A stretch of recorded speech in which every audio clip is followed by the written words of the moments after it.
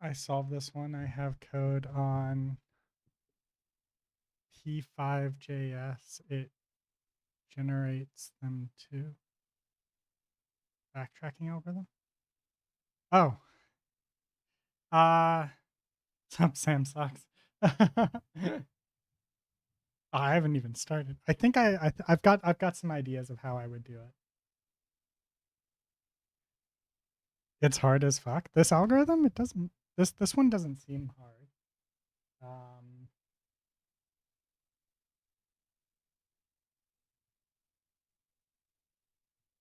That doesn't mean that it isn't.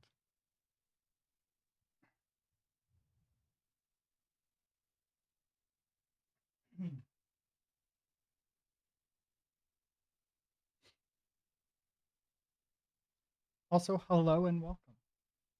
I want to say this the first time I've seen you, but that doesn't mean that it is. Yeah, it is. Oh, okay. I was right. I wasn't expecting anybody for a while. I'm going to be doing this in Python because the interview I've got coming up is going to be Python based. So, hey AJ, to do this PyCharm. I believe I've got everything turned off in PyCharm, so it won't cause problems.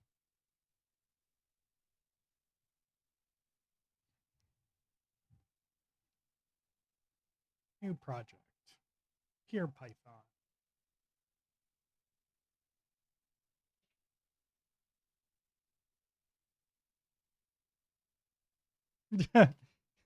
Neat code.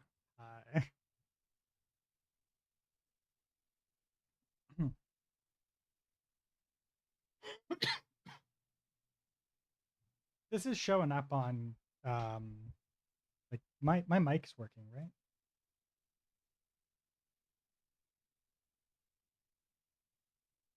Is Kick not working on my restream? Yeah, restream is not picking up Kick at all. So that is restream. Okay, yeah, it's working. But apparently Kick is not being picked up on restream for some reason.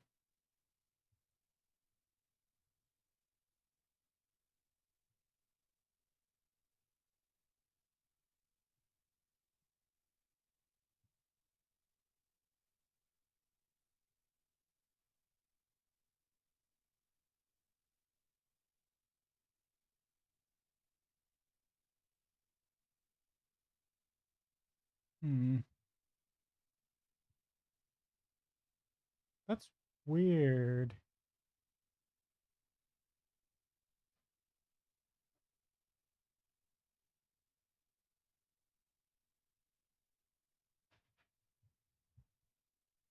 What's what? Wait, what? What's what about? I'm just gonna be doing. Sorry, I was. Sam sucks from Kick was saying some stuff, and I thought that I was for some reason they're not showing up over on the side. Sorry, I'm gonna rage bait right now. Just gave a hackathon. Solve 4 hardly.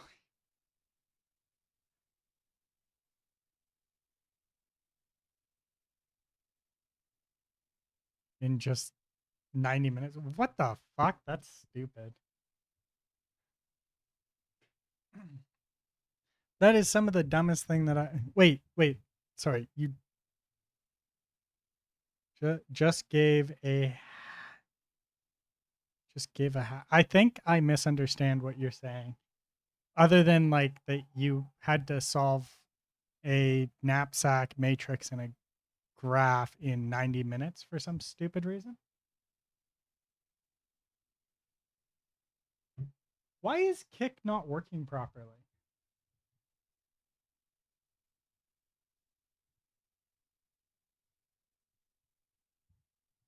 One sec, one sec. There's something going on with Kick right now.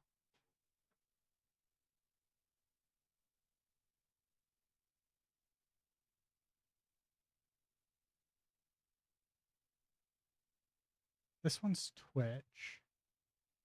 This one's Kick.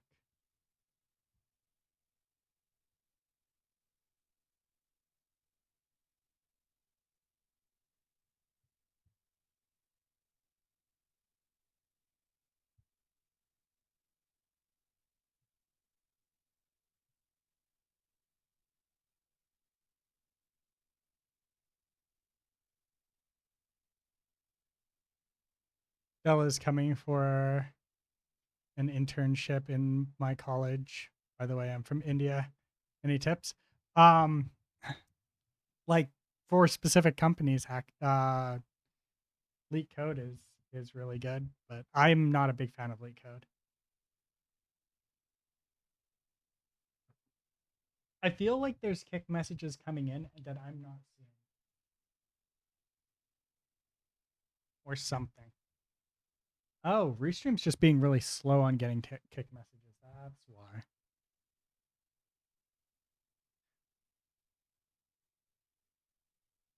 It was an online hackathon, second round.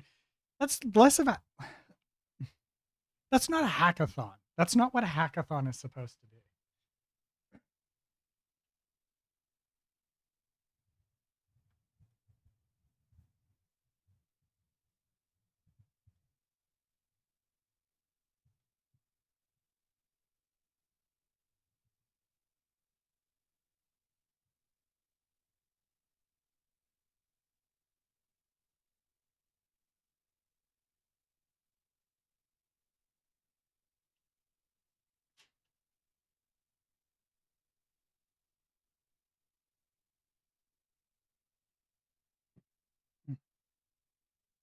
Yeah, an on a hackathon is supposed to be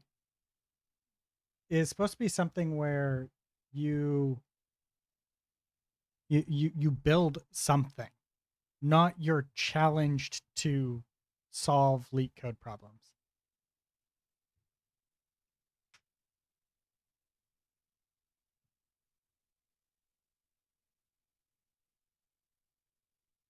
Those disingenuous motherfuckers.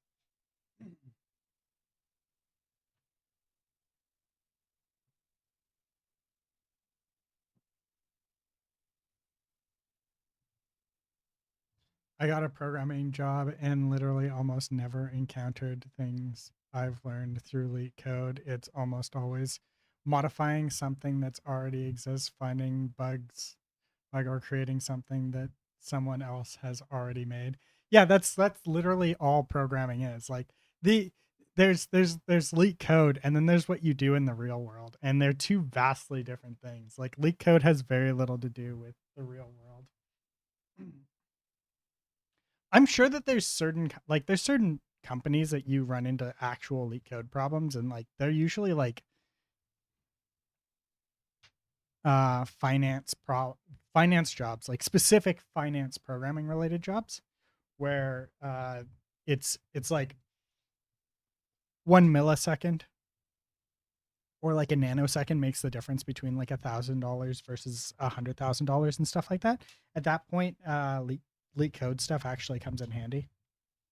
And then there's also like um you could make the argument that like Amazon and Google and the really big companies like that, LeetCode can come in handy. But even there, from my understanding, is LeetCode is not really used in the day to day as well. And then like if your company is not evaluated at least $1 billion, there's like a 0% chance that you will ever do LeetCode at work.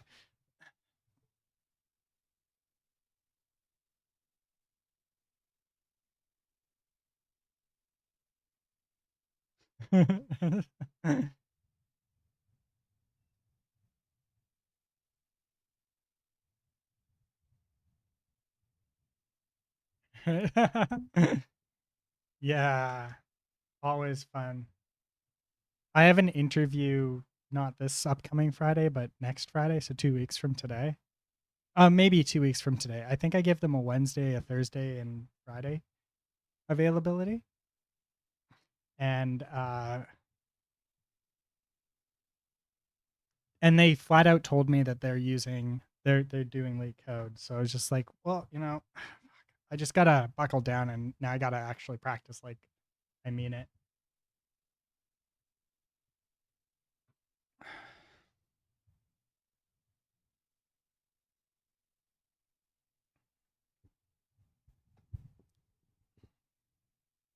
I don't know if I'd classify the company that I'm going to work for as a startup, or the company that I'm interviewing with. I don't know if I'd classify them as a startup.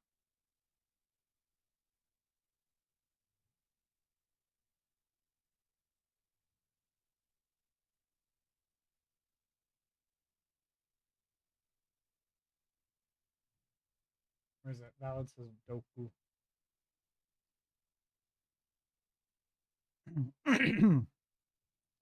But yeah, it there's so much stupidity in the world of interviewing, and I kind of understand it, but like I also kind of don't. Um,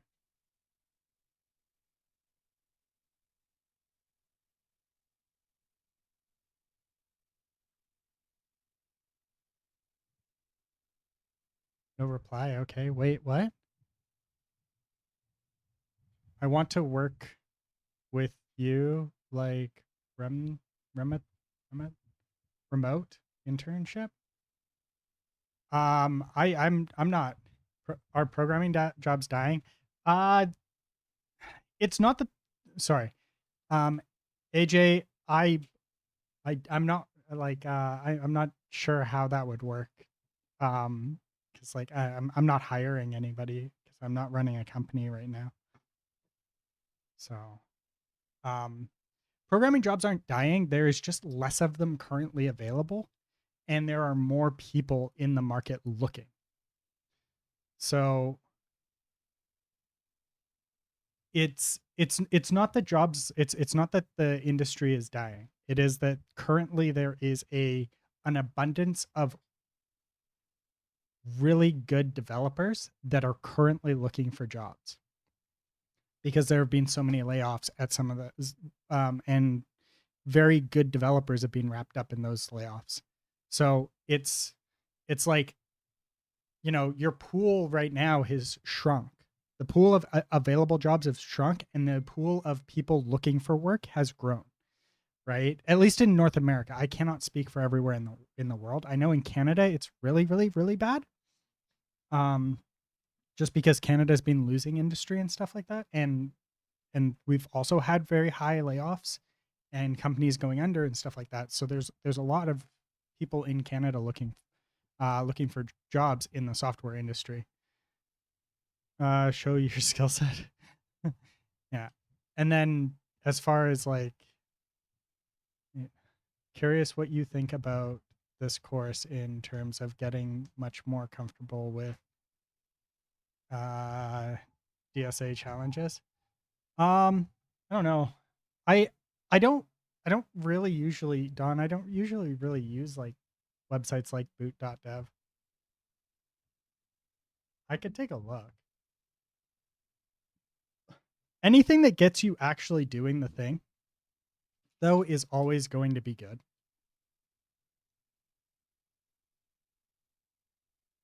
All right, why am I doing that? I should just go on that.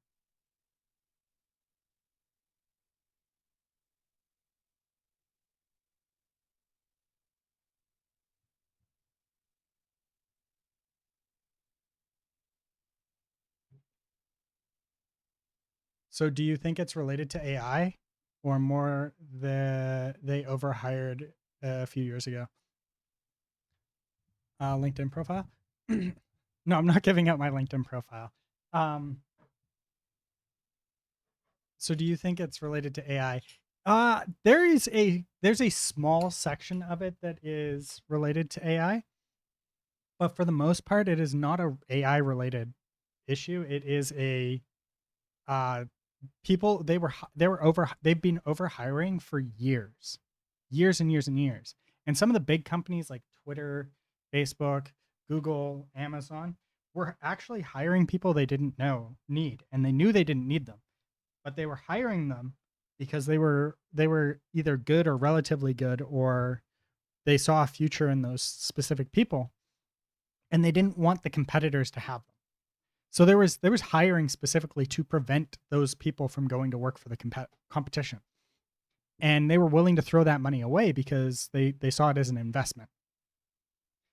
Now that doesn't like everything's nuanced in this situation, right? So like there was some of that, there was overhiring, there's a little tiny bit of AI stuff. Like Microsoft actually did do a round of layoffs where they attributed it to AI, right? But unless the company directly attributes the layoff to replacing developers with AI, or they didn't feel they needed the that number of developers anymore because of AI, that's the only time that it's an AI related firing, like an AI related layoff. Other than that, it was just bad management, right? Like layoffs are a result of bad management or changing tides in the country, right? So one of two things is going to happen that's going to cause a layoff, right? Bad management, meaning that they overhired and they don't actually need that many people, or they've made wrong turns somewhere else in the company and they don't have the money to keep those people anymore, right? And then the other one is the economy has taken a turn for the worse, or they're projecting a turn for the worse in a dramatic way in the very very near future, and they're trying to set up a buffer, or they need to lay people off because they feel like the company is going to take a massive hit in the next little bit, right? So like tariffs can be a great example of something that can affect employment, because they're like, oh hey, like maybe you're working at a widget company that does a lot of importing from overseas, and the overseas they're going to take this massive tariff, like all of your products going to get like a 50% tariff bump, right? Now you've got to accommodate for that extra, right? Because that's going to decrease your sales.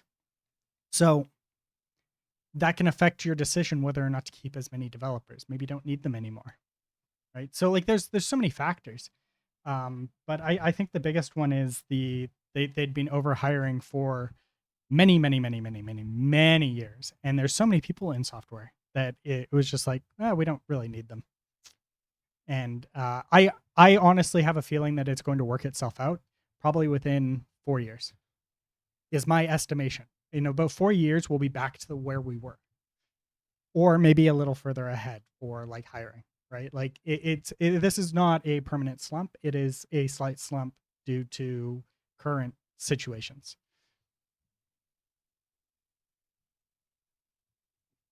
But no one wants to actually put in that work. Click the drop down on the top here. Uh, like all of this is valid. Breadth first search, graph, try, hash maps. Like I don't see any problems. Like nothing's jumping at me as a problem, right? So is this just bubble sort? I think this is just bubble sort.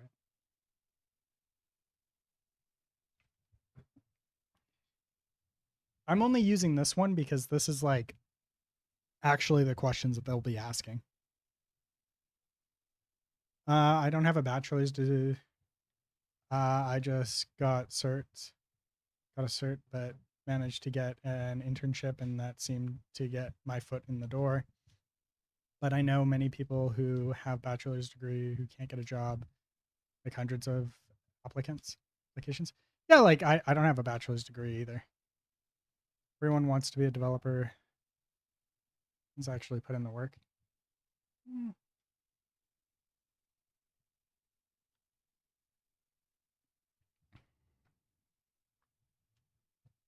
I just like building things myself.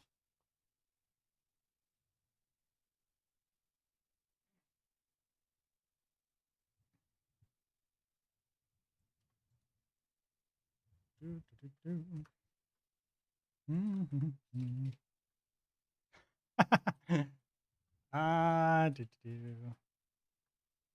is it? What is it? Import.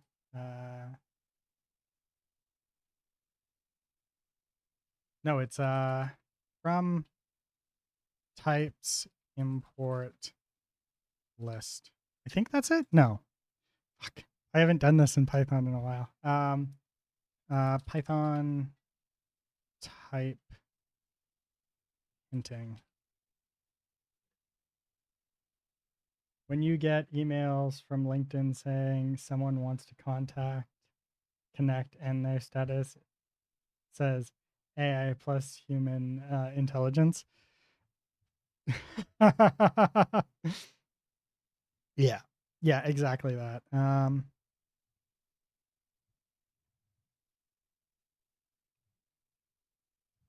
Is it lowercase list?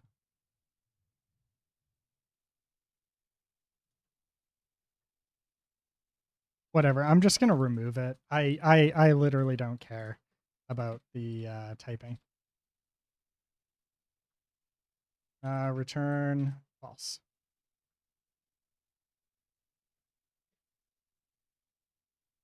You live in judo. Yeah, I know. Like in a trade sense, like the experience is more important on many levels than your education level in this field. That's so true. You're like how much school you have um versus like what we practicing LeetCode for kudos. We're we're doing LeetCode for interview prep. Anyways, so we have a list of lists of strings, and we want to check to see whether each row must contain 1 through 9 without duplicates. Each column must contain 1 through 9 without duplicates, and each 9 by 9 sub box of the grid must contain the digits 1 through 9 without duplicates. Return true if valid, return false otherwise. The board does not need to be full or be solvable to be valid. And dots are null values. Okay.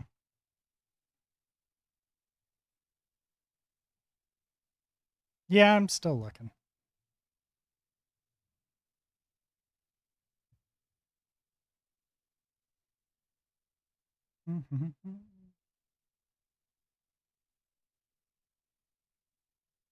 Unfortunately.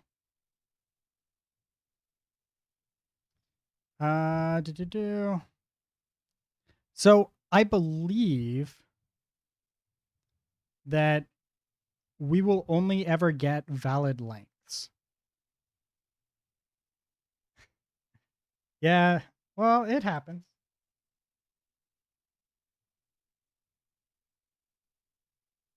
Like I said, it's particularly bad right now in Canada just because we've not only just had like we're also suffering from uh an exodus. So it yeah.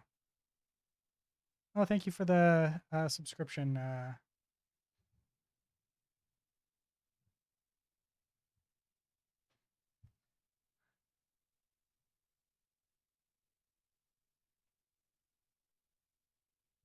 Okay, so if I bring this here over,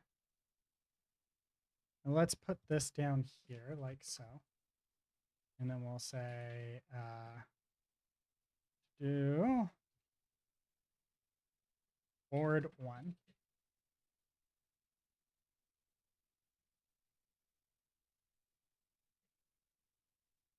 Is it? No, it's there we go. I just hope that during this interview they actually let me use a proper editor and don't make me force me to use this thing.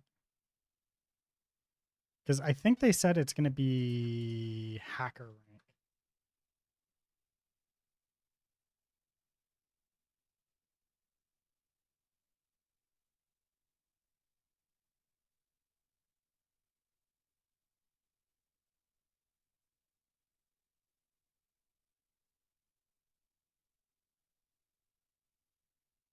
So here's our board. So all we want to do is we just want to we can just check each one of these, right?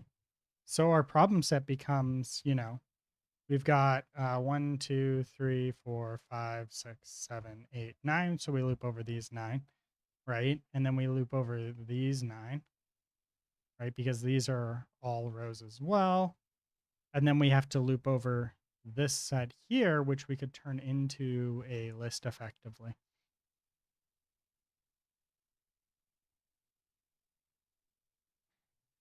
So I think what we'd want to do is we'd want to set, right? I didn't have a, wait, why is that coming up now? It's so bad. I cannot wait to get my system freaking up and running and get rid of this garbage on the side here, that garbage overlay.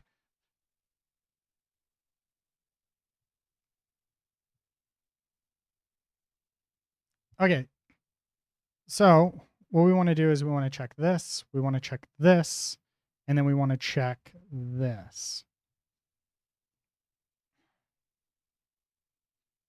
So we need, I think, 3 sets. Row, set, row equals set. And then we need a column equals set. And then a box equals set. You two rage quit the project given all the annoying parts of the API you keep experiencing. I think we're mostly done with the annoying. Well, there's one more annoying part, and outside of that, I'm about done with the actual annoying parts. Other than like I have to do all of my integrations myself. Yeah, I'm standing.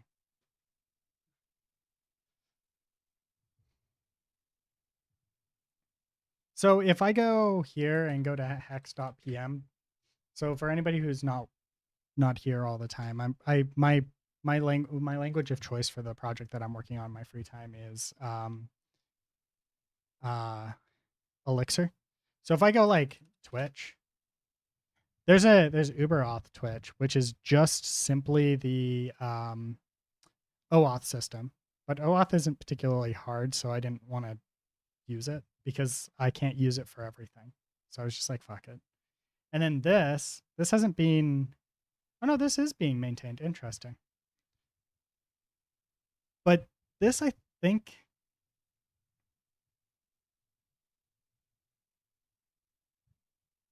oh, I don't even know. Oh, this doesn't cover everything anyways. Anyways, so there's this, but this doesn't cover everything that I need anyways. And the Twitch API library here, I think, is being not maintained. Yeah, 4 years ago was the last time it was updated. So that's off. That's off to a great start. Kick doesn't have an API. I don't even think this is actually an API. What is this? Yeah, that's not an API. And then YouTube actually does actually have an API. This one here. And it's made by Google. So I might use this, but I might also not because at this point it's just easier.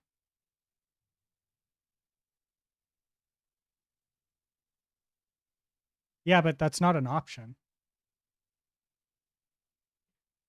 Purple's not a library.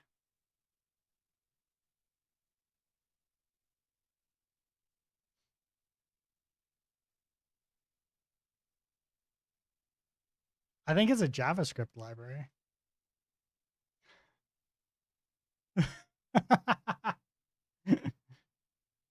I actually do have a Node library. I do have a Node part of this project.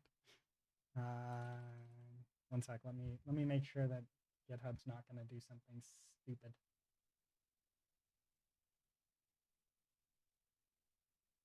Is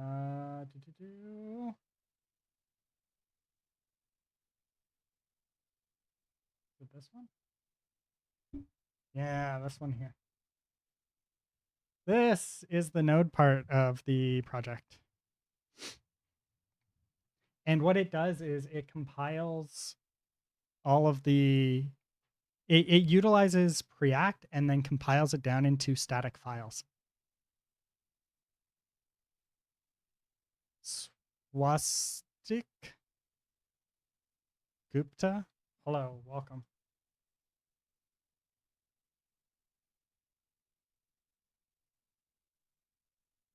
The question, will they always have a 9x9 board? It seems that way. Based off the question, I think it's safe to make that assumption.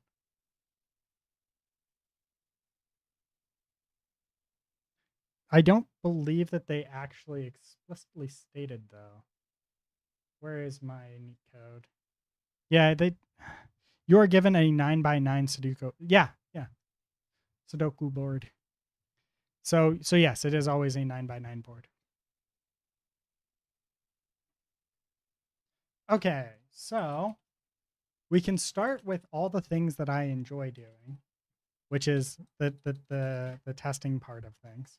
We're going to do this, and then we're just going to debug.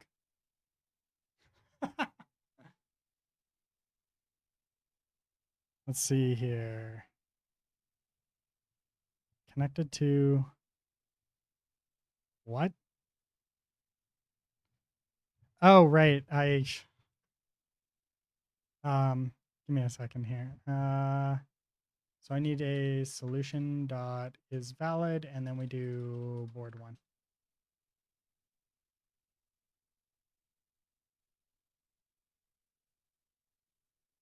So what's the problem here?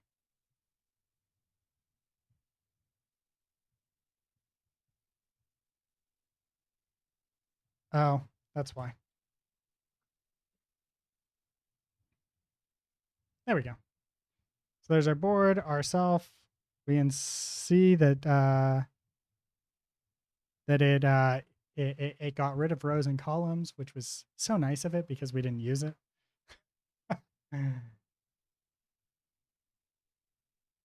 Okay, I think maybe this time it won't get rid of them. There we go.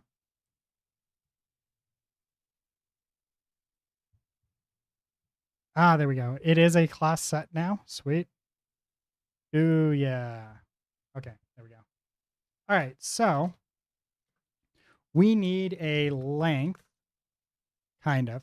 So we can do four row in range. Would it be? I want to say it's 9, and that will give us 0 through 9. Print row num.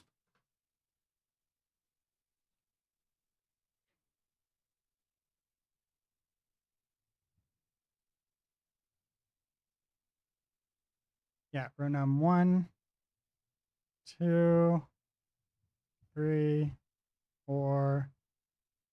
And we should stop at 8.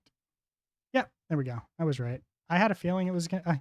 It's been so long since I've done like stuff like this, right? Because usually you would do. So I guess we could just do this board, right? But I actually want the integer. So like instead of doing enumerate, and then you pass in the board, and then you have the X, and then that, right? I want to do just row number. So we're just going to do a range, and we're going to give it 9. Range. Because in here, we also need to do 4 column. Actually, I guess we don't have to do that necessarily because we've got both, right? So like we can do the up and down. And then would this be a dictionary? Maybe? Because that way we could look at the individual row numbers.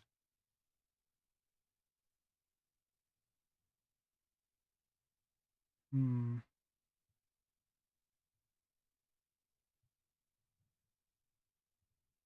Or we could just rebuild them every time. Does it really matter?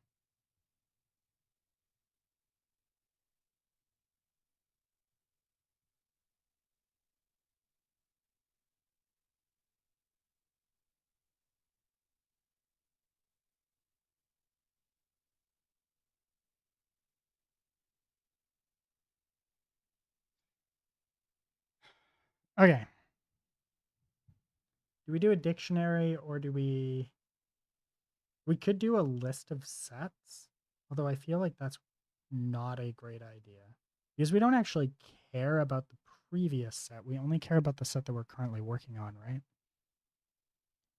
So we would do row dot add, and then this would be board, and then row num. Or actually, I'm going to change this index, right? And then we'll do column dot add.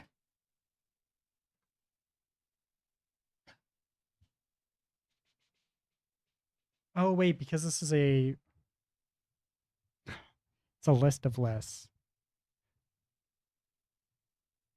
So if we do that, that won't work. Fuck. No, no, I'm writing it. It's Python. It's the same thing.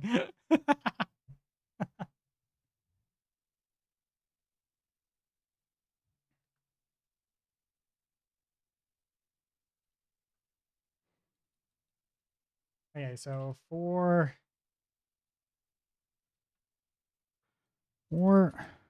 row in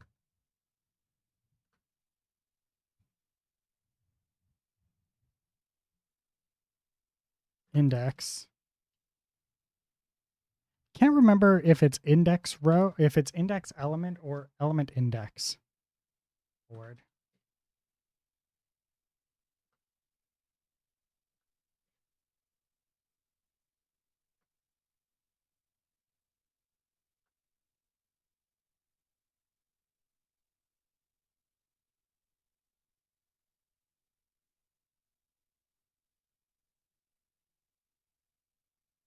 Or column I in enumerate board I.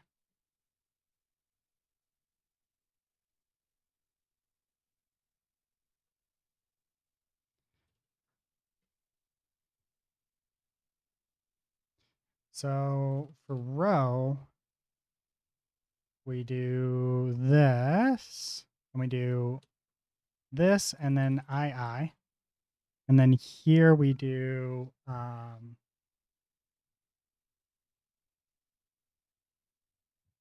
see, I want to go this way, and then I want to go this way, all in one loop. But maybe the brute force would probably be the best way. So it's like you loop over each one of these and you add them to the set, right? But when you go to add it to the set, you want to check whether or not it already exists in the set because sets are unique. So you don't have to loop over the entire list to find out if it's in there. Right? And you also want to check to make sure that it's not the dot, right? So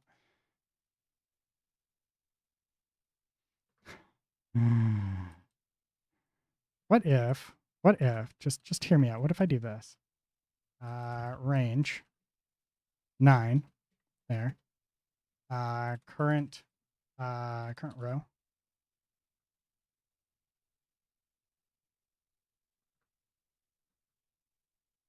And then we do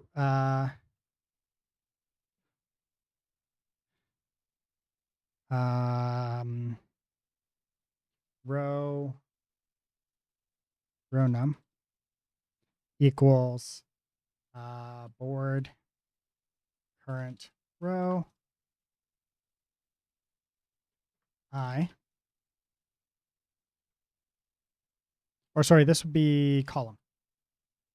Sorry, no. Yeah. This is row num, because we're gonna go this one first.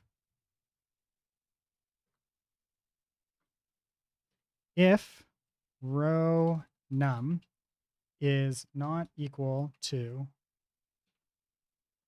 if row num is equal to this, continue.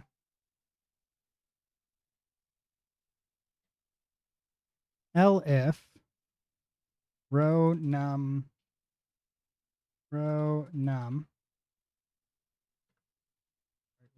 dot, there's a dot contains here. Where is it? Python check if set contains.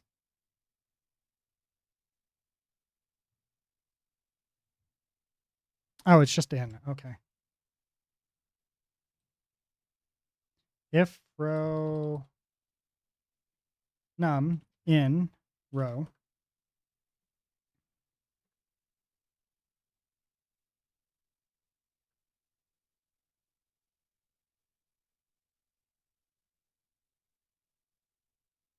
test. I still don't. Don, I still don't like Kick as a platform, and I don't think that Kick takes streaming very seriously based off of their API development.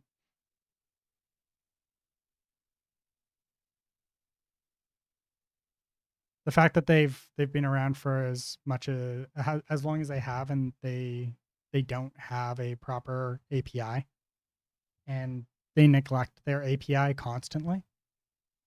They also have a 500, like you can 500 error out their server, their auth server, right? If you give it something that doesn't fit within a specific set of bounds. So you can provide, if you provide Kick's OAuth server a specific string within a certain range, right? Between, so like, let's say that the range is, I think like, let's say it's 45 to 150, right? I don't actually remember the exact length. So if you provide it a string, if you provide the OAuth server a string that is 32 characters long, it returns a 500, which means that it crashed. Their server crashed, right? And I think if you do like in this case 151, you should also get a 500 error, which means that they are acting upon strings without validating the contents of the string.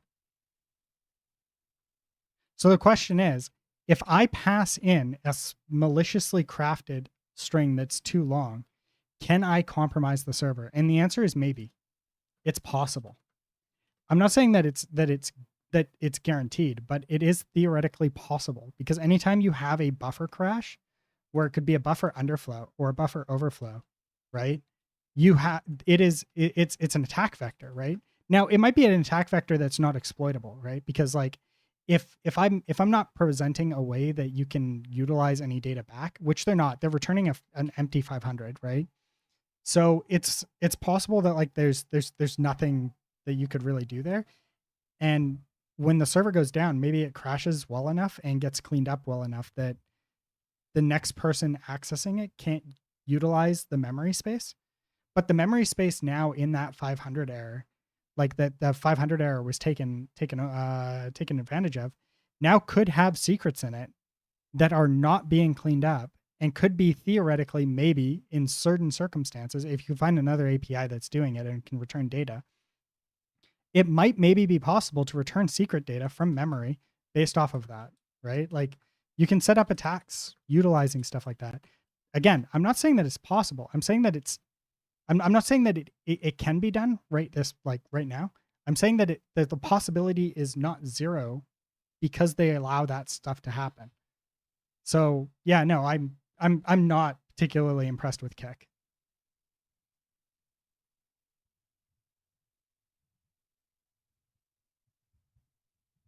Yeah, but you shouldn't, right? Like you shouldn't ever return a 500, because an 500 is an internal server error, right? 500 should happen naturally. It means that there's something terrible happened, right? Like 500 is my server crashed. That's what it means, right? Whether what they do with it is a different, like that's also one of the reasons why, though, I said that, like, just because it can be done doesn't, like, in theory it could be done, doesn't mean that it's an exploitable path, right? So maybe they're perfectly handling it, and it's not an attack vector at all. It's not even a theoretical attack vector. But if the chances are that if they're returning a 500 error rather than telling you what the error is, it's probably because their server is crashing. And if their server is crashing, it means that there is a theoretical potential for an attack vector at that point. And it's in the auth server of all freaking places. That should be rock solid. There should be no reason why an auth server that's dealing with credentials and authorization and validation should ever be crashing with a 500 error, right? All of that needs to be rock solid on at least at a big company, right? Like, I can forgive it if it's somebody like, Don or myself who are like working on a project by ourselves, right? We haven't factored in every edge case. It's more logical that 500 could happen, but like a multi-billion-dollar company the size of Kick not having a 500 error in their OAuth system is fucking stupid.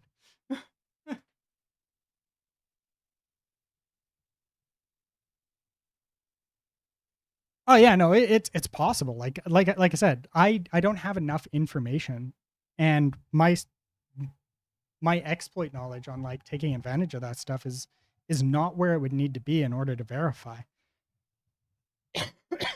Also, I don't want to piss them off by doing something that would break TOS. But yeah, no, the fact that their API returns 500 errors and crashes servers, that's pretty bad. Yeah, pretty bad. It's kind of horrible. So after that, I don't take Kick seriously. They're not a serious platform. They're seriously competing as long as it is profitable for Stake to continue to operate Kick, and that's kind of as far. That's where they start and stop. They don't take streaming seriously. I believe the CEO though actually enjoys streaming, but enjoying to stream and wanting to actually operate a streaming company are two different things. And I think that he enjoys streaming, but I don't think that he has the stomach to actually operate an actual streaming company, based off the fact that it was reported to him. He is aware of it, and he didn't even respond back to me.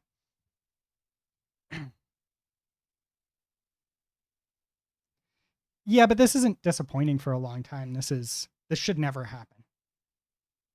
It's an OAuth server. It shouldn't be returning they shouldn't be handling unvalidated data.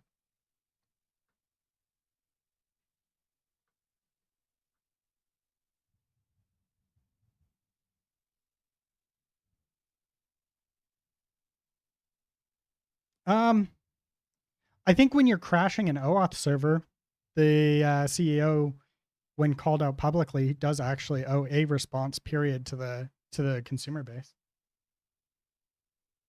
or somebody, right? Like a response from somebody at the company is actually owed when you find a potential.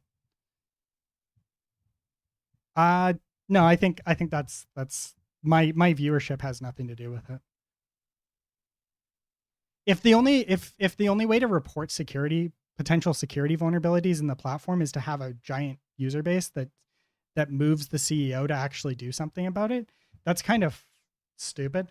They closed the ticket. Like, I actually opened a ticket. I contacted support. They told me to go to the GitHub and open a ticket there. I opened an issue on GitHub. I reported the problem. I added details to the problem. Called out the CEO was I called out support directly on Twitter. The CEO was then linked to it, and I received a closed ticket with no response. That's not all platforms.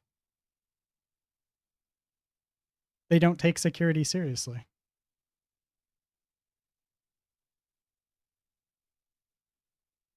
YouTube takes security seriously, though. Like, if you find a 500 error on a YouTube API and you report it to YouTube, YouTube will get back to you and they will actually fix that problem. Same with Kick. Sorry. Same with. I would imagine that Twitch would do the same, right? But Kick won't. Kick will ignore it and pretend that it doesn't exist.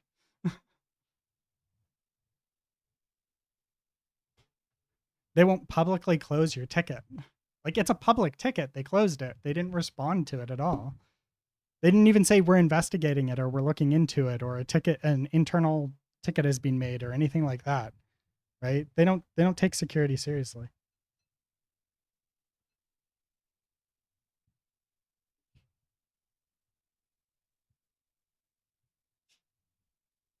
So yeah, no. My stance on this one, Don, is very concrete. I do not respect Kick as a platform because of that.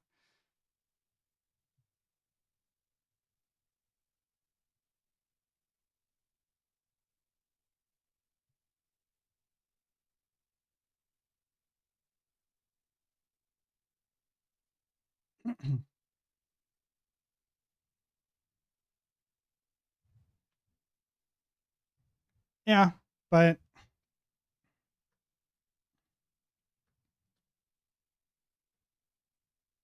to do if row num.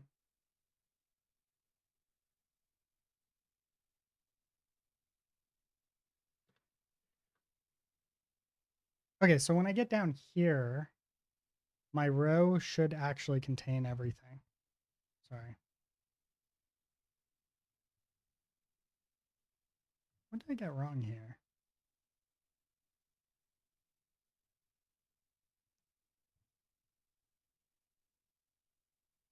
In row, which is a set, which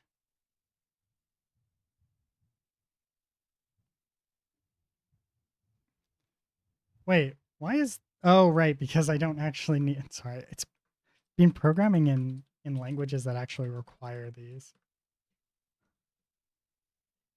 So what's the issue here? I'm saying expecting the CEO to respond to you for specific issues is unrealistic with your viewership. Twitch is horrible with leadership responding to Twitch issues, and so is YouTube. YouTube's worse. Yeah, but it's a compounding issue that I have, right? Like,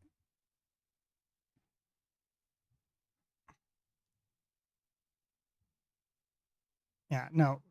So like because it's a compounding issue, I give them I don't know like they I wasn't expecting like him to respond directly to me, but I was expecting when I should clarify when I say I respect a response from the CEO, it's less so like an actual direct response to me as an individual from the CEO, but I view the CEO as kind of like the for Kick specifically, the CEO is kind of like the the point of contact, like much more the point of contact, as in like he kind of he publicly promotes the platform.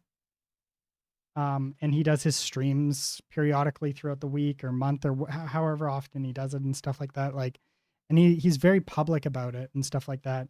And when somebody calls out your platform for being broken, it it really doesn't matter how big my viewership is.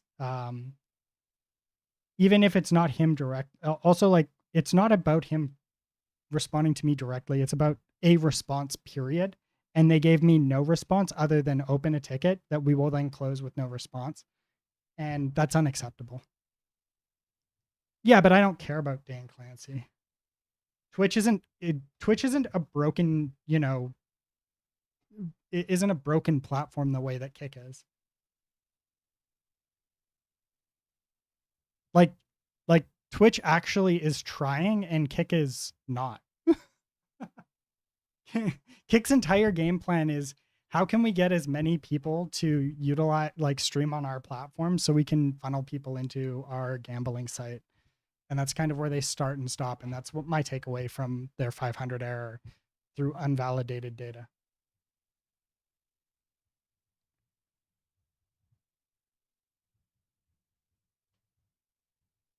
Uh, LF. What the fuck is that going on here?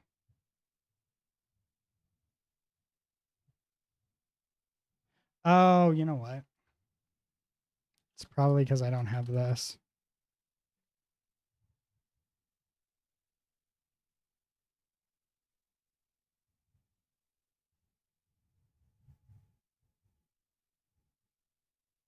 Wait a ding dong moment here. Oh, wait, if not in.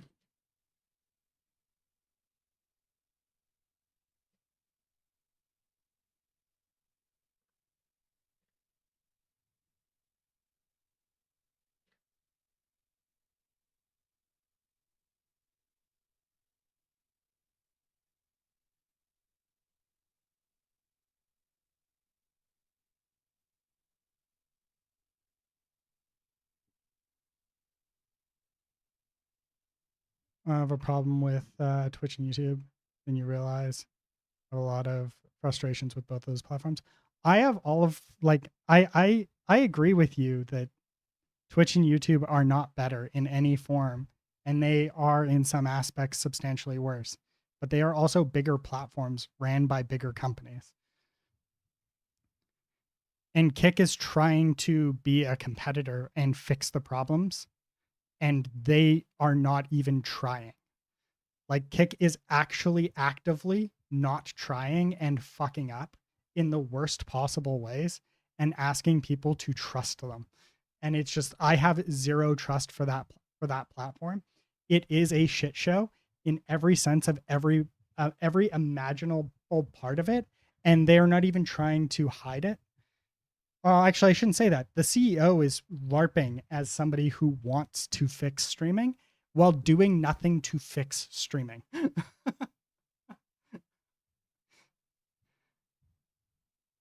It is a bad platform, and they should feel bad about the dumb fuckery that they have pulled off. I have very strong feelings about this, and it has nothing to do with the fact that they are an actual gambling advertisement arm. Um, but no, I think that their platform is shit and it is fucking garbage.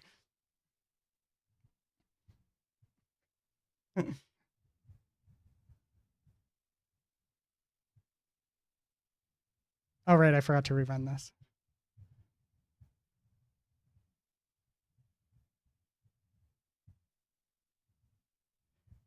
No, the real issue is just that they don't actually take security seriously, and they don't care.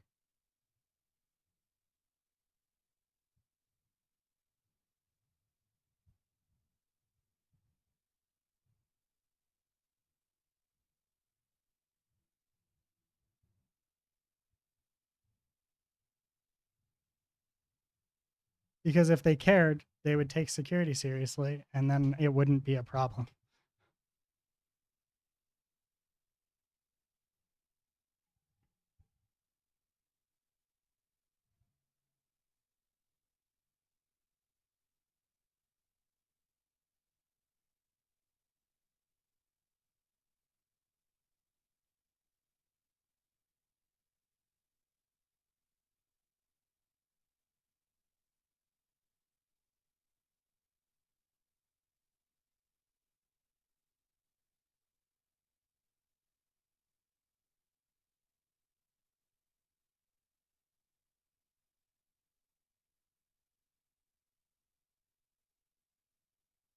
Uh, no, I was again. My entire issue with them is that they do not take security seriously. Don, I okay, so I think some extra context around this is necessary.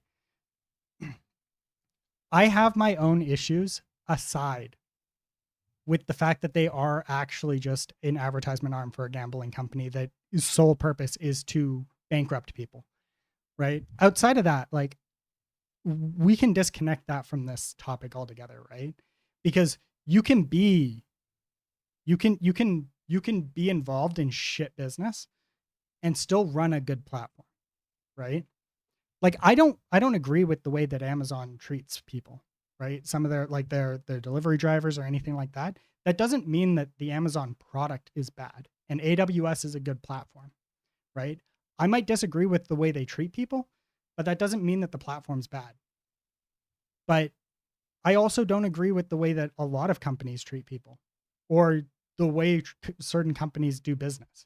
But that doesn't make the company bad in any like the specific product bad. My issue with Kick is that the product is shit, right? And I actually care very deeply about security, and their stance on not taking security seriously actually bothers me to the point where it is now a bad platform, right? Because I've never told like I've always told people like if you really want if you really want to switch to one of the different platform off of Twitch, YouTube's probably arguably the best platform, not because they actually have the best product, just because their longevity of YouTube streaming is likely just going to stay around because, you know, it gets offsetted by the VOD system that brings in actual money and they're profitable that way. And all the other platforms are not profitable. Like Kick's not profitable, Twitch isn't profitable. And right now, barring a change, which I am hoping that Kick can figure out a way to make streaming profitable, right? And honestly, based off of the conversation that Devin Nash had with Kick, it gave me a little bit more confidence that if a platform is going to find a way to make streaming profitable, it very well might be Kick, right? But just because he has an interest in streaming and he would like to try and make it profitable, it doesn't mean that he cares about the platform, right? And their inability to care about the platform is what rubs me the wrong way, right? It's literally just a stop and start, right? You can push every issue that I have aside with Kick, right? Like any other issue that I have with the platform, you can push all of that aside because all of it becomes irrelevant the second that they advertise that they do not care about security. That is where I hard drop the line. It is a shit platform from that moment on, right? They can redeem themselves by taking security seriously, and then I will retract that statement. But until they actually make that effort to take security seriously, they are a shit platform and they deserve to be called out as a shit platform. Right?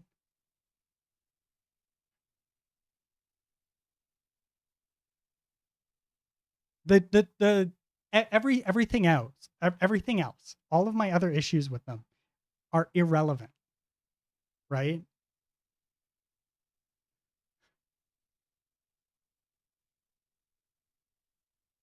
And all those, I got an offer as an SDE for a big company as Fang. Can you tell me your views? If it's something that you want to do, go do it.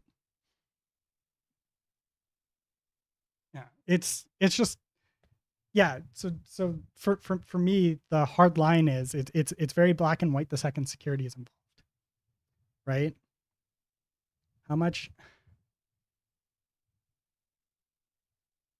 Oh, not that much. I really don't like doing LeetCode. That's why I'm willing to be distracted all the time when I'm doing it. To do.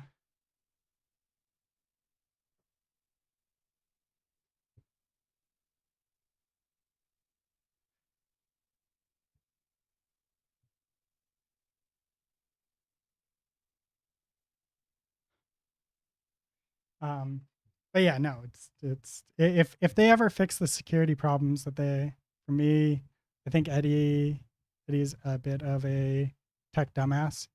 I think the intentions are there, but he really needs people close to him to point out the importance of your concern. Yeah, yeah, exactly. I'm not trying to bash his intention or any of their intention, right? I think that their intention to try and make streaming profitable, which would make streaming a better environment for everybody involved, is there. Again, my entire issue with Kick and why I do not like Kick is because they do not take security seriously. And the fact that they are open to dropping the ball as hard as they have on security is unacceptable. They are not a small enough company to get away with it.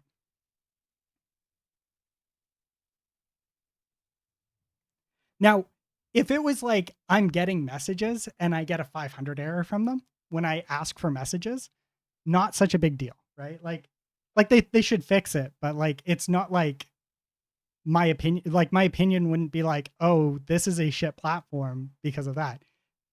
It's because it happened in OAuth, right? And it was because of a length, right? It was a query parameter length that caused a 500 error in their server.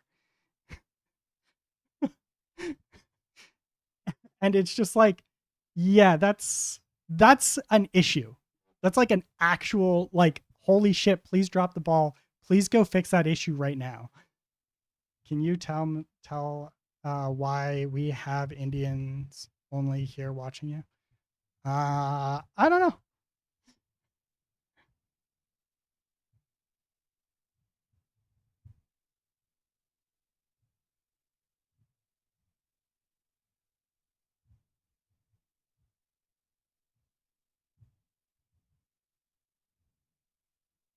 Yeah, no, it's again just like where it starts and stops is just with the security implementation, the security issues with not validating data properly in an authorization system.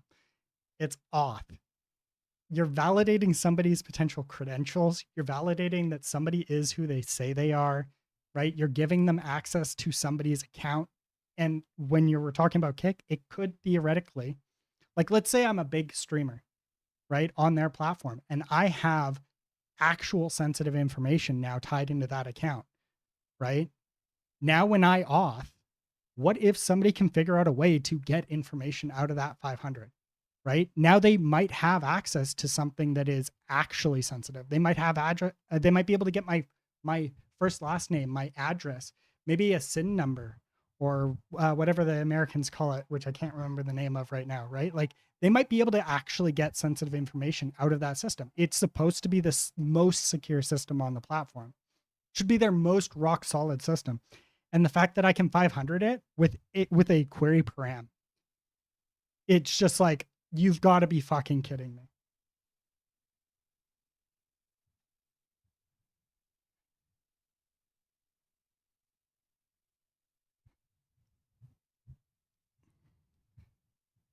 They did do one thing that I actually really respect them for.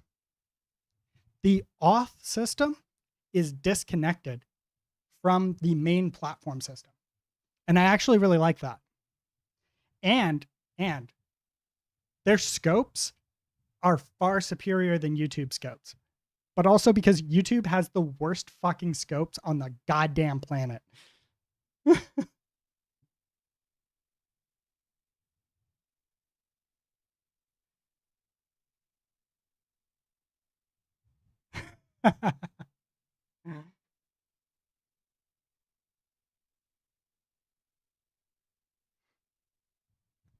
The indie hacker community? When you say indie hacker community, what exactly do you mean? Like security related people, or are you talking about like people like you and I who put together projects in our free time?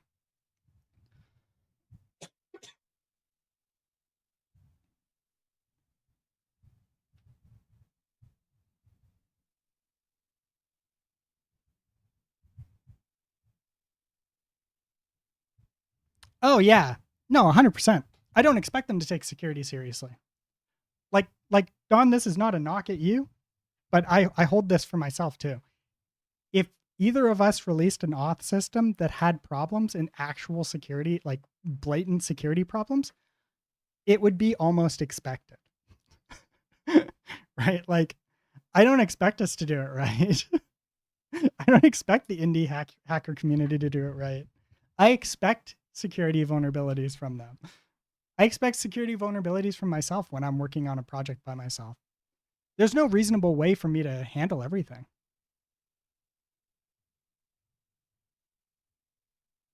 Critical of my Well, no, I would let you know, right? Like I would reach out to you and be like, "Hey, I found this problem." But like I wouldn't be like, "That is a shit platform because of this issue," right? Because you're by yourself, right? You're not a billion dollar company trying to take on another multi-billion dollar company, right? And dealing with sensitive security, like actual sensitive information, right? They could destroy somebody's life, right? So no, I would have no problem. Like it would just be like, oh yeah, it's like the security vulnerability in that dating app thing that somebody found, which they're like they hacked the database, and it's just like, is it really a hack if it's publicly available? What was it? It was T, right? It was T.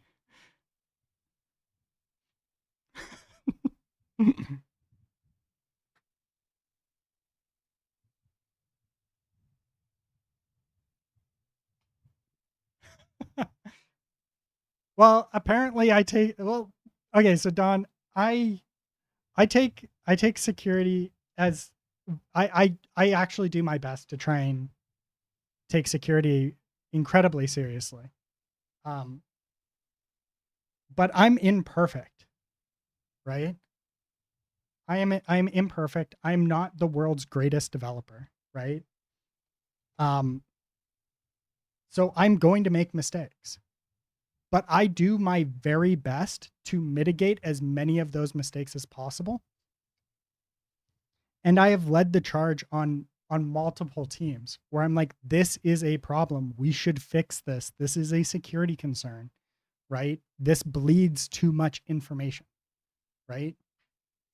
Like I was working on one platform and um I tried so hard to get this one to changed because during the login flow, they were sending the email address back to the API to validate that the email address was actually in our system before the user logged in.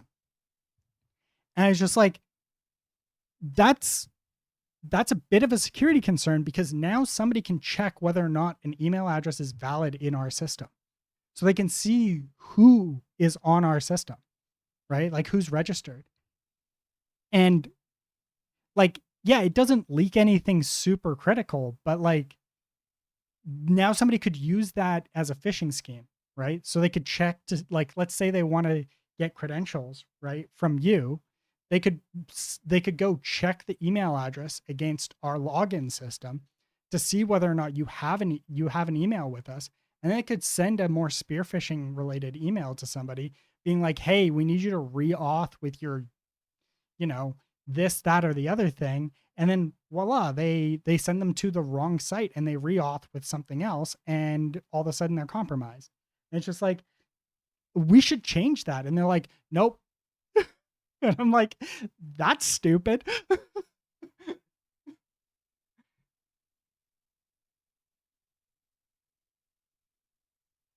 That many developers, and we definitely had auth figured out. How you make me skeptical about putting my token in your do you know that Kik has 40 developers? I don't think I've ever been in a tech company with that many developers, and we definitely had auth figured out. Yeah, no, I've been in bigger companies, right? Like companies with way more developers than 40. And there's definitely security problems in every single company, right? Um, at every company there are security problems. I worked for one company uh, and I brought it up multiple times with people, and I complained incessantly about it. Eventually, they changed it, but it wasn't until after I left. But I brought it up on a quarterly basis. They were storing passwords in plain text, and I was so annoyed, and I brought it up constantly. And because they refused to do it, I publicly leaked that they did it to a security podcast, and I got a shout out on that security podcast, and they got a position on the hall of the wall of shame for doing it, because it was considered bad practice to do that in the 90s, and they were still doing it.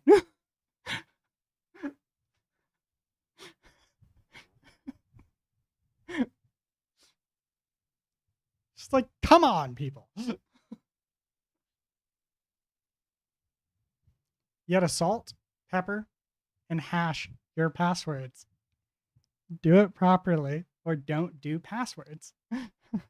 OAuth tokens are great though, because you can revoke all of your OAuth tokens like that, and you can invalidate them immediately. The reason I don't, Don, the reason why I don't like the YouTube one is because it's too broad, and I don't like having that much permission, because I don't need that much permission. I want the minimal amount of permission that is absolutely required to do the thing that I'm trying to do. And that's all I want. So like, if I could get permission to moderate chat on YouTube without having to ask for all of the permissions for YouTube, I'd be so happy. It's my biggest complaint about the YouTube API is that the permissions are too broad. Because it's like one permission. That's all I need is one permission. And it's the only permission that grants me to get moderation privileges in chat. And it's just like, no, bad Google. Terrible job.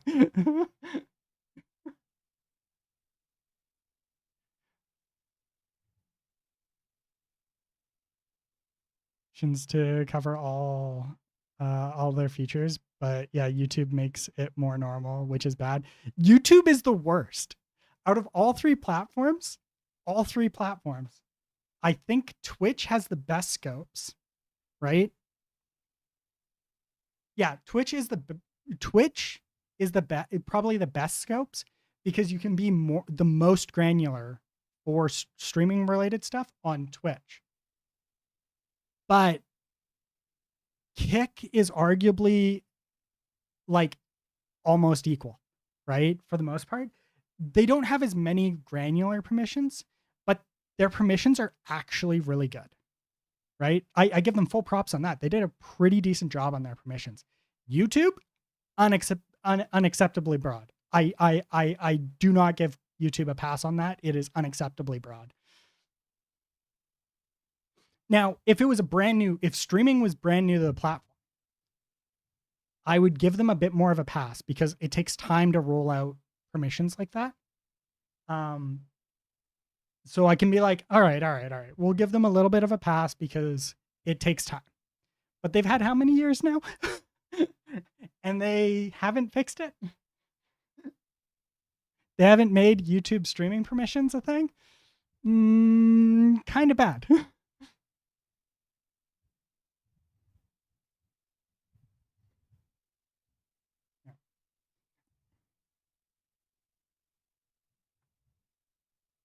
The Sudoku validation problem, and I'm taking my sweet ass time.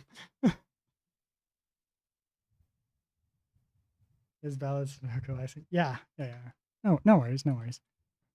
We're complaining about, like, Don and I are having a conversation about how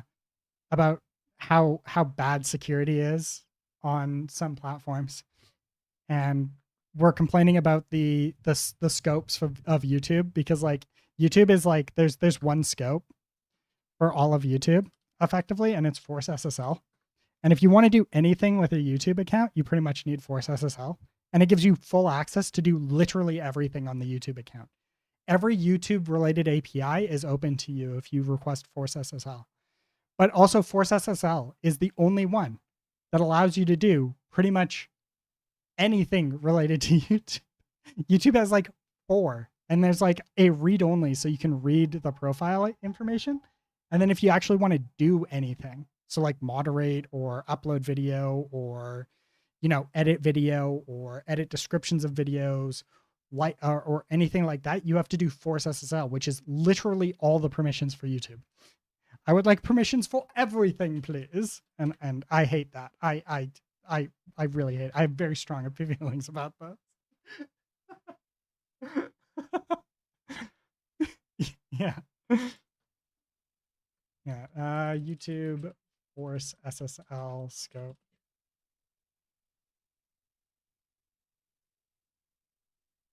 Is this it? Force SSL. Yeah, here. No, that's not it. Yeah, I was on it. I was on here recently and I was like I had a list of like every single one of the APIs and I was trying to figure out which one I could do to moderate chat without using Force SSL. And they're like, "No, you got to use Force SSL to moderate chat." And it's just like, "Why?"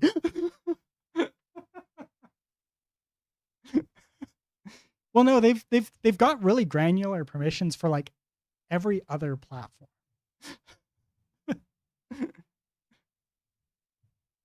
No, Twitch actually is really good. Twitch and Kick have the two best, right? So Kick API scopes. Kick. Actually, they're pretty easy to get to. Docked. The Kick API as a whole is not actually terrible. So like here, moderate ban gives you all you'd need to do for moderating chat, which is perfect. Because if you're going to moderate chat, you need to be able to ban and timeout, and this covers that. Okay. Event subscribe. I don't necessarily need this, so I don't ask for it, right? Stream key read. This is a great one to have, right? I don't need this, so I will never ask for this.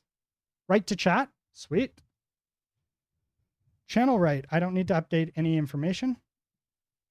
Channel read. This just allows me to read information and about the channel, and this allows me to read information about the user. These are great permissions. This is a great permission list.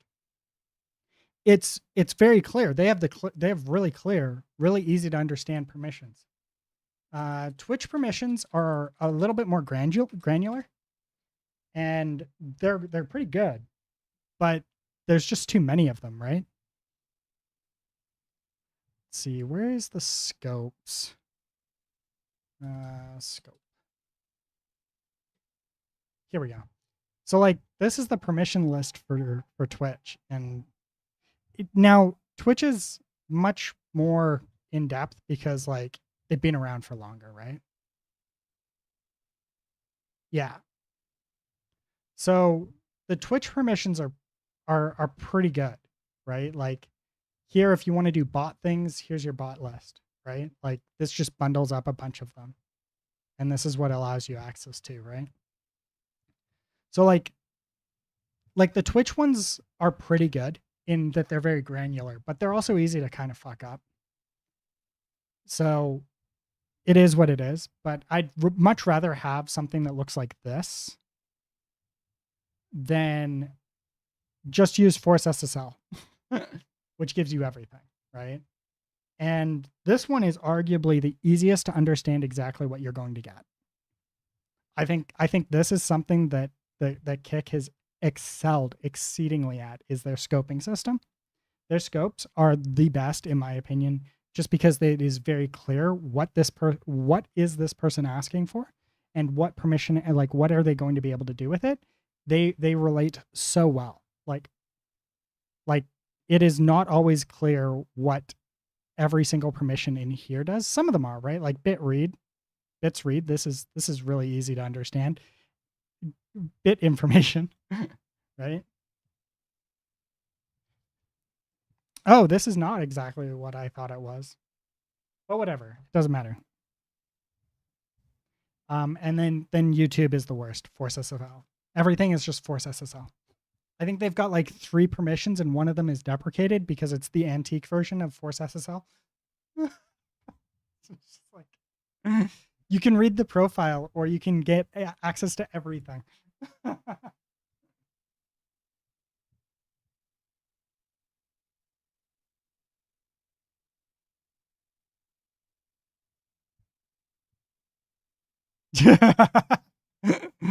Yeah, that'd be great.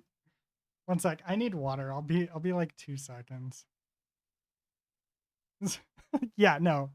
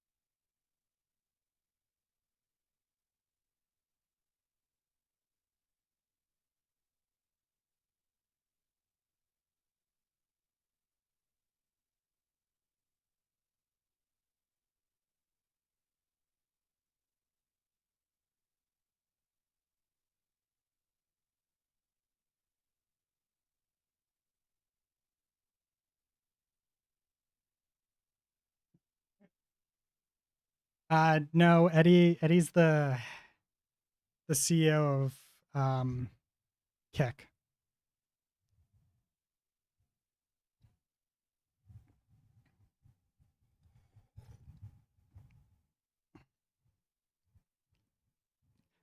So when I'm not doing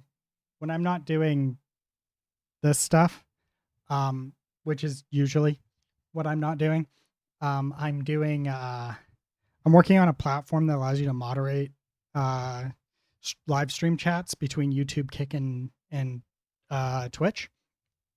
Hopefully, I can add some other ones in the future, but every time I want to do an integration, I have to write the entire thing from scratch because almost nobody has integrations in the language I'm using. So, yay. But so it's the only reason why I'm streaming to Kick. But um there's some context there. I found a problem with the OAuth system in Kick, and I wasn't able to get a response back other than they closed my ticket. And it was just like this issue that I'm reporting could be a security vulnerability for your OAuth system. Maybe you should not close it, and maybe you should take it seriously. And they didn't. So found AI to be really good at helping me come up with a custom UI that looks great and is on brand with the product. I will always avoid getting good with design if I can. I'm with you on that one. To be fair, what I did was I went over to what was it? It was Stream Elements UI. I'm ripping off the Stream Elements UI a bit. Yeah, this is what I'm moving to.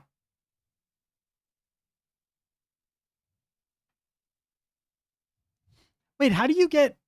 Oh, is that like where you generate images using AI to generate the like? Is that what you're doing, John?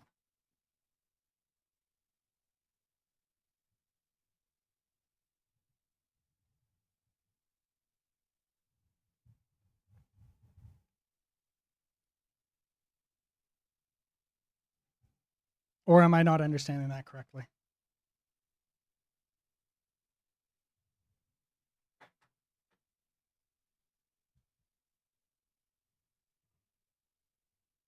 You give it a prompt and it have it create HTML, CSS.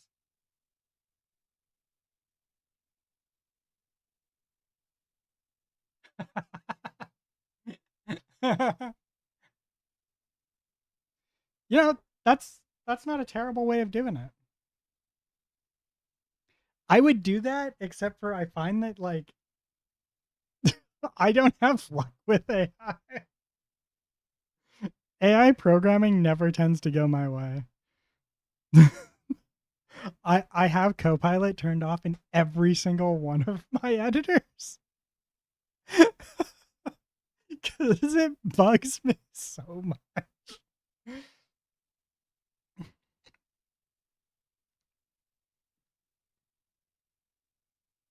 I turned it on for like a brief little bit though recently to fix a what was it? It was vet. Is it this? Yeah, this. I was trying to do something in the config file to do like URL remapping and parsing within the config file, and to make my life a little bit easier. And it was a shit show trying to get that to work. Mainly because I don't know this system and I don't do enough JavaScript programming. So it's just like I don't even know where to begin. So I turned it on and directed it at the file, and I was just like, "Can you help me?" And it did. It did a pretty decent job. Is this it? I think this is it.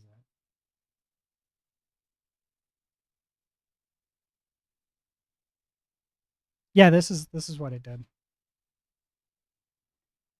Sort of. It wanted me to do an if statement for each path, and I was like, I kind of don't want to do that. So I changed it up a little bit and just had it have a paths list that it can check against. But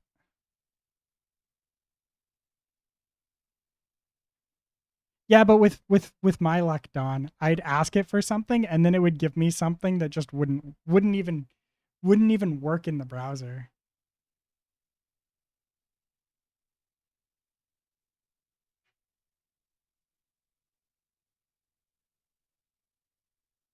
Yeah, but I'm using paid Copilot and it's terrible. Actually, I shouldn't say that it's terrible. I'm sure that I'm sure that some people really enjoy it. But I think the issue that I run into with it is that like I actually really enjoy programming, and and and it takes the joy out of programming.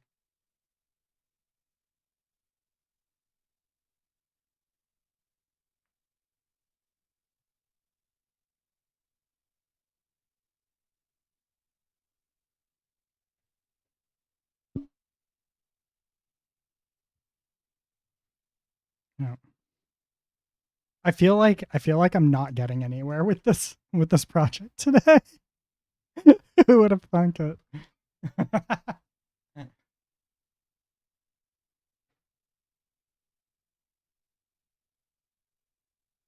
Love program for me.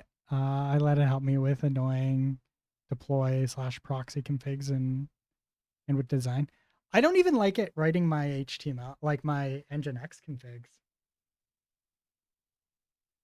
Because like Nginx configs are easy enough to write. They are mostly copy and paste though.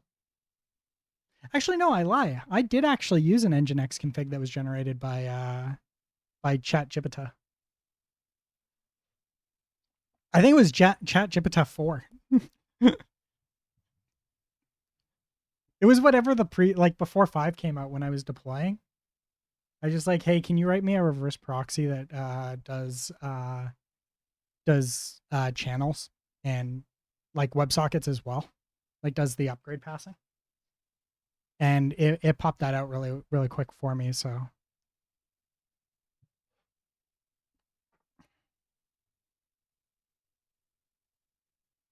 of course, like I can validate that it actually does. It's theoretically going to do what it's supposed to before I actually deploy it because I actually know what I'm supposed to write.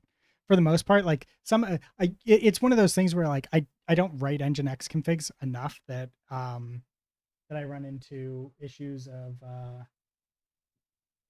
what's this?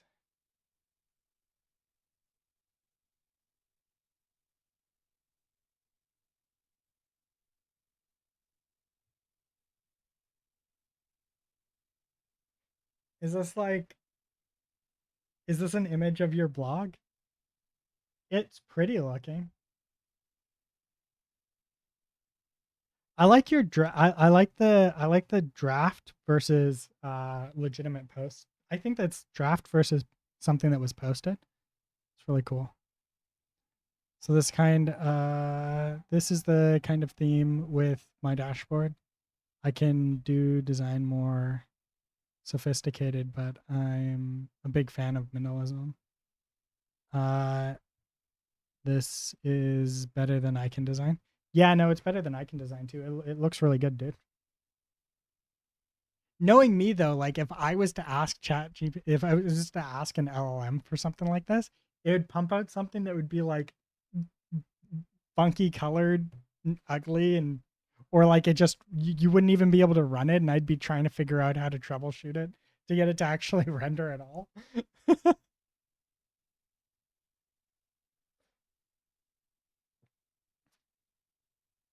The draft idea actually came about because I asked for 5 variations. Yeah, that's pretty cool. Maybe I'll have to give it a shot because I'm not a huge fan of what I currently have, but I'm mostly impressed with the fact that I got something that doesn't look like the worst thing ever, right? Because this is what it looks like right now,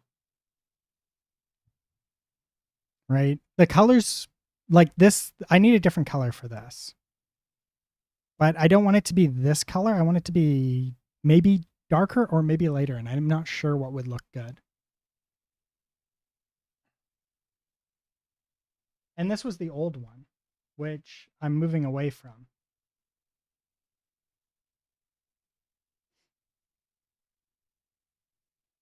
Because this one's Daisy UI and this one I wrote myself.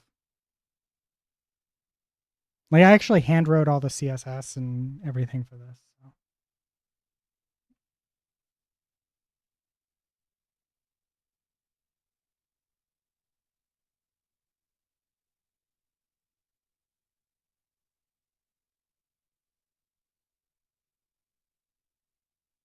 Hmm.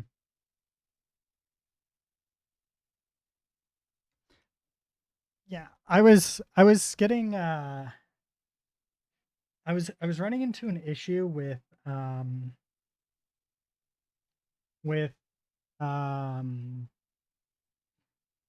modals in live views not working exactly the way that I wanted them to. So you would load up like so if we bring this back up here. So if the page was still loading, like there's a loading bar that goes across the top. If that was still loading when you clicked add platform, when the loading bar finished getting to the end, it would kind of refresh the page real quick and it would take the modal down. But now nothing would be clickable because because it never put the modal away.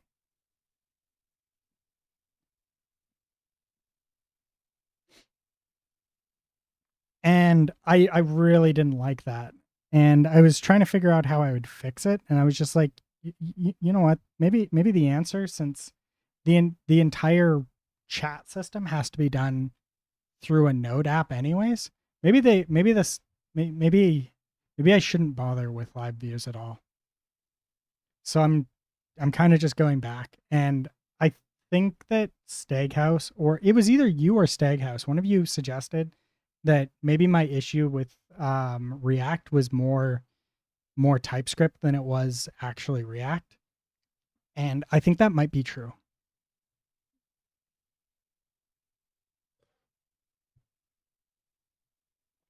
Oh yeah, no, it was absolutely that. But like the shade wasn't being applied at all either, right? So like it didn't look like there was anything there, but it had taken focus away, and all the modal stuff was not visible. But like you couldn't click on anything because of the modal interaction thing or something like that. And I was just like, this is not worth the effort.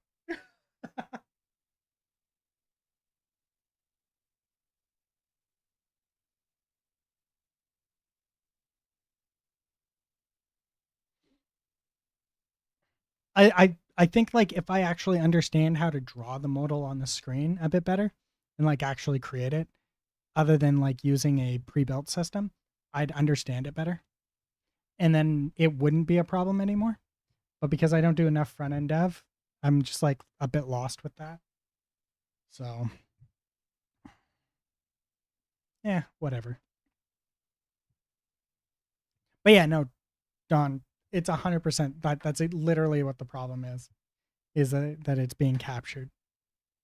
Or like the div is still up and it's the div itself is capturing or something like that. Or something along those lines. This is supposed to be a list of list. There we go.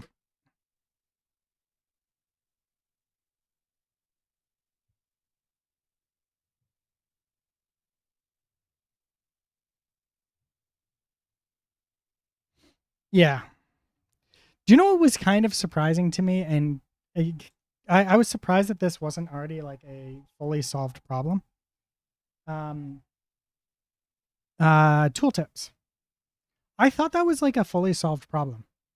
Um,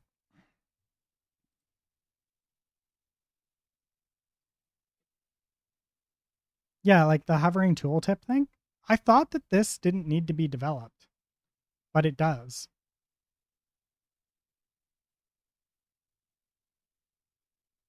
It's one of those things that I like the fact that I think Chrome has like a date picker built into it now.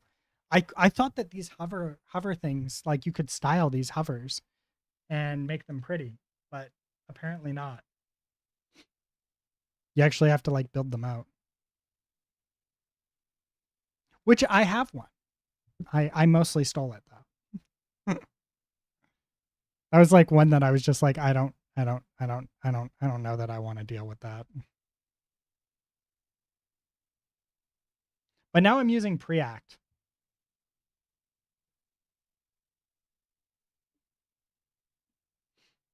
because Preact allows me to compile to static HTML files.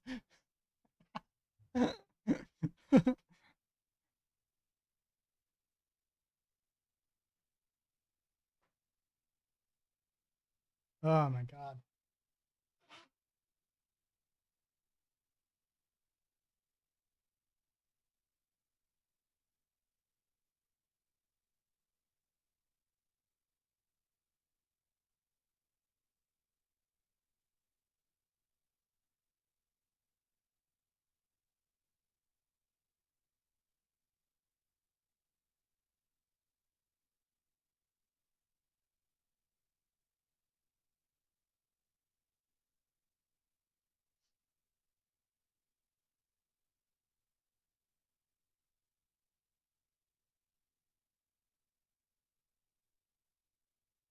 Uh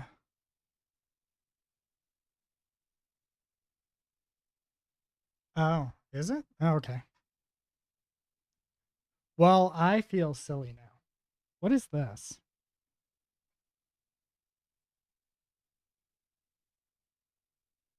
Oh, this is cool.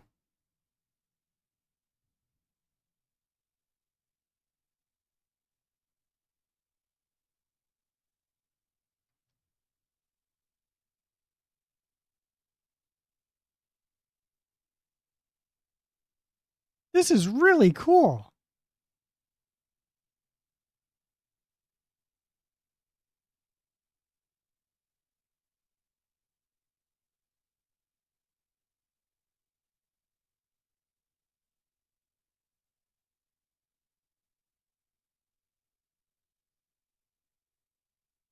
Uh yeah, give me a sec. One sec. Food is ready.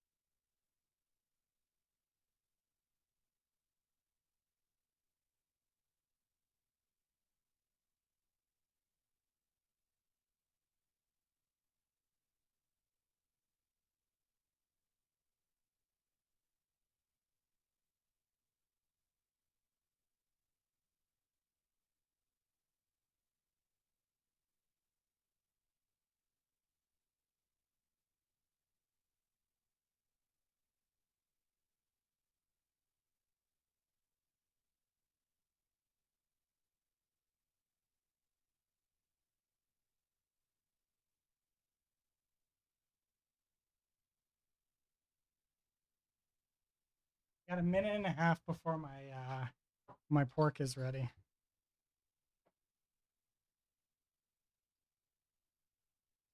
And I'm gonna take some allergy pills because my nose is bugging me. I love having allergies.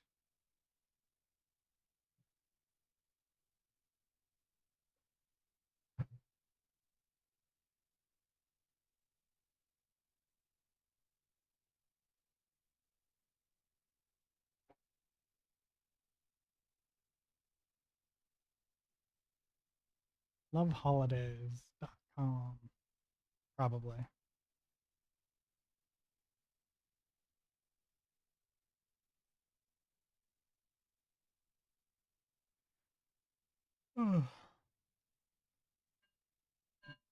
Once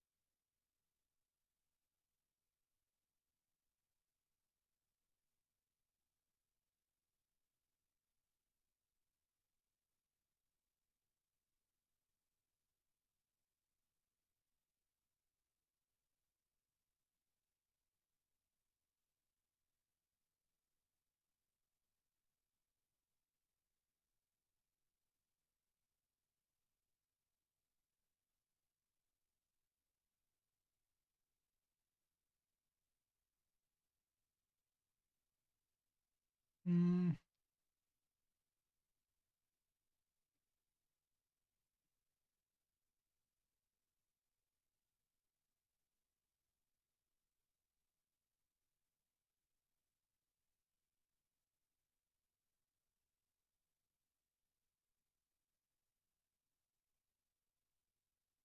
oh, the Alt tooltip.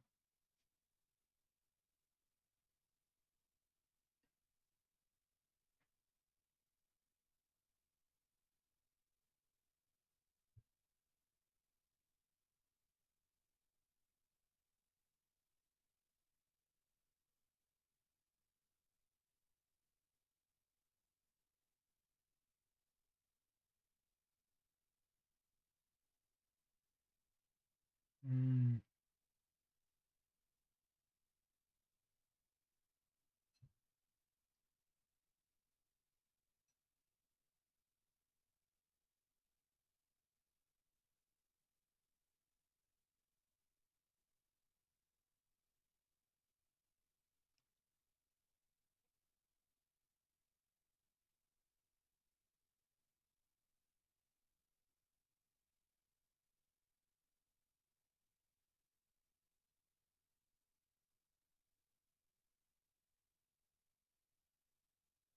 I think I might actually just call it a day.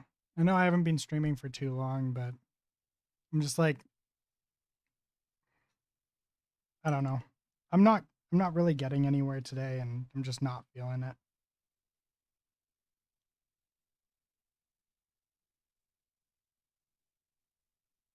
I know.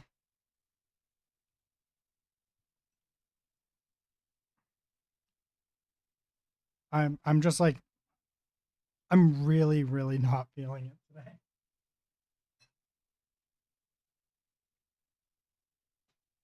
But I will be back on Monday. I'm going to do a full week of like I'm going to try and do like actually a 40 hours week of just doing DSA stuff.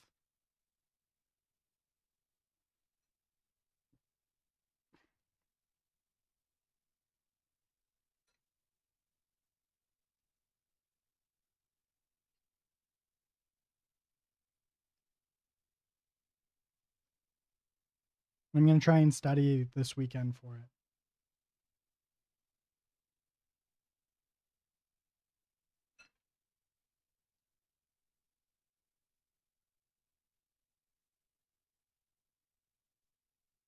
No, I really don't. I just there's nothing about DSA stuff that actually interests me.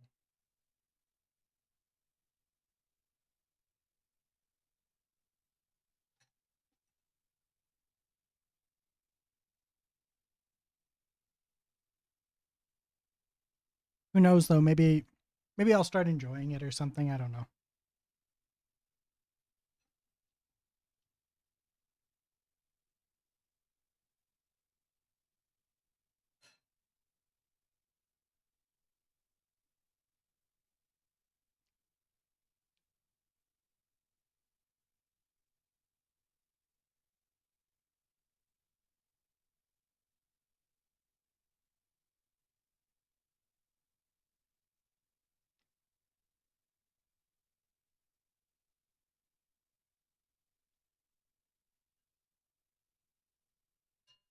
All right.